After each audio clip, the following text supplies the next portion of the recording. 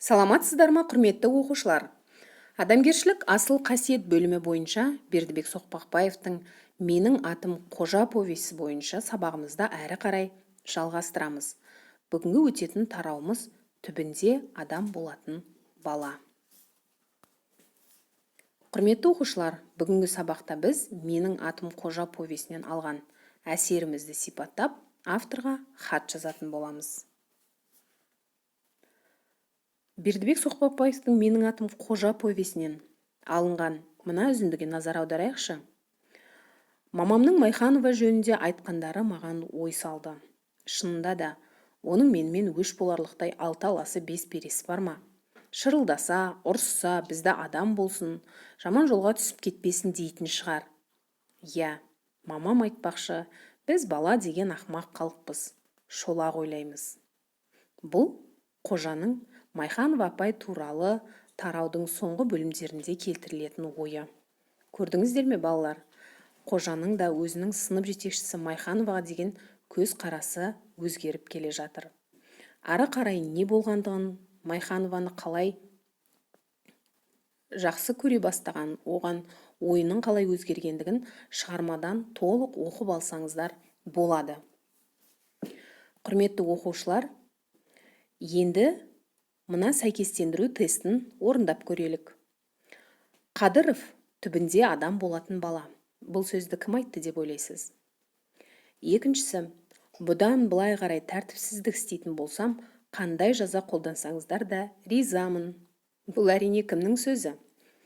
Үшінші, Қадыровты оқудан шығару керек, ол уәдесін бергенмен орындамайды. Бұл кімнің сөзі?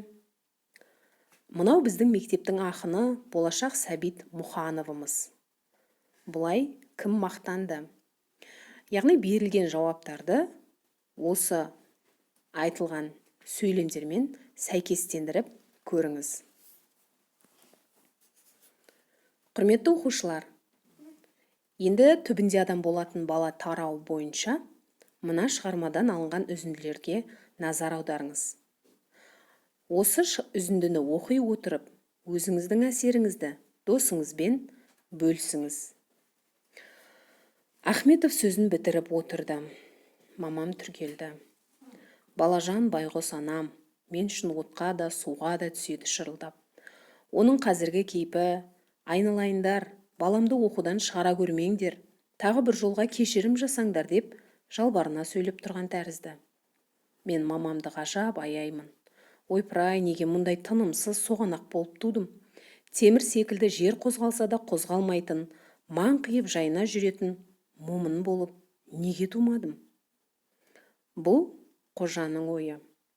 Осы үзіндіден не байқадыңыз? Сізді бұл үзінді қандай әсерге бөлінді?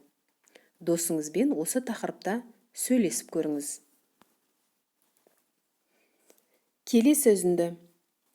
Қадыров түбінде адам болатын бала, деді Майханова. Оты бар, деп қостады Ахметов. Екеу бұлай ұзай беріп, мен жөнінде тағы бірдеңелерді сөйлесіп бара жатты. Бірақ мен анықтап ести алмадым. Әлгі естігенімнің өзі қолқа жүрегімді солқ еткізгендей әсер қалдырды. Мен Майханованы қас дұшпаным санап жүрсем, ол мені түбінде адам болатын бала деп директорға мақтап бара жатқаны қалай? Абайқын тап осылай деді. Міне жұмбақ. Құрметті оқушылар, бұл үзіндіден сіздер не байқадыңыздар? Қалай әсер етті? Олай болса, осы үзінді туралы досыңызбен ой бөлісіп көріңіз. Құрметті оқушылар, біз оқу мақсатына сәйкес хат жазуымыз қажет. Ал хат жазудың талаптарын естеріңізге бір сала кетейін. Жалпы хатты есіне қарай қарата жазу керек. Яғни хат алдымен кімге бағыттағаныңызды бастап жазасыз. Мәселен, біз бүгін авторға жазамыз. Сондықтан қымбатты автор деп бастаймыз. Екінші, хат сыпайы, түсінікті, қарапайым жазылуы тиіс. Үшінші, негізгі бөлімде өзіңіздің ойыңызды айтыңыз, пікір қосыңыз, өтініш жазыңыз, өзіңізді мазалаған сұрақты қойсаңыз да болады. Төртінші, қорытындыда қоштасу, яғни хат иесінің аты жөнін, уақытын көрсетіңіз. Құрметті оқушылар, хат жазу өте қызықты, сондықтан сіздер бұл тапсырманы жақсы орындайды деген ойдамын. Олай болса, рафт әдісі бойынша авторға хат жазып көріңіздер. Яғни рафт әдісі дегеніміз біріншіден роль. Сіз кімсіз? Біз бүгін оқырман боламыз, балалар. Яғни біз осы Бердібек Соқпақбаевтың "Менің атым Қожа" шығармасын оқыған оқырман ретінде хат жазамыз. Автор кімге жазасыз? "Менің атым Қожа" повесінің авторына жазамыз. Формасы қандай? Әрине, ол форма біздің таңдап алған бүгін мақсатқа сәйкес хат. Тақырып: не туралы айтасыз?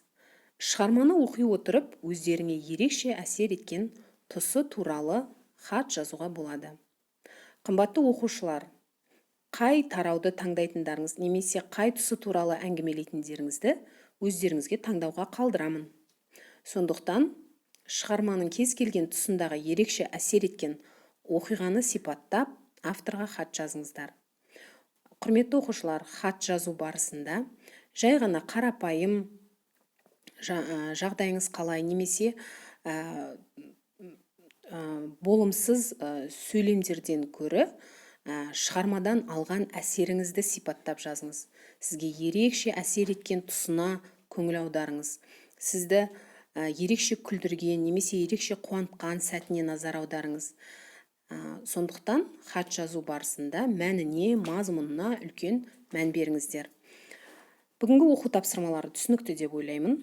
Олай болса, біз бүгін "Менің атым Қожа" повесіндегі өзімізге ерекше әсер еткен тұсы туралы авторға хат жаза алдық деген ойдамын.